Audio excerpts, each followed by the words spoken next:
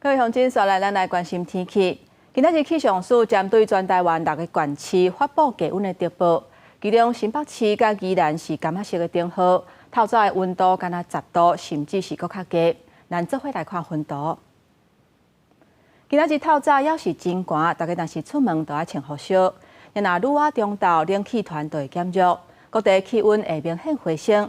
除了宜兰甲花莲的高温是18度至19度，其他的所在高温拢有到21度至23度。不过要是要注意，早暗温差要是真大。若雨量的方面，水汽有减少，各地大部分拢是多云到好天稳定的天气。不过到暗时有的所在可能会落沙沙雨。明在中部以北、东半部、金门甲马祖拢会落雨。其他的所在甲偏乌的天气，云是会较高。另外，委员会开始一直到2日8连假，温度会持续回升。金门、马祖甲西半部云会较低，或者是会大雾。民众若是交通往回，都要注意航班相关的资讯。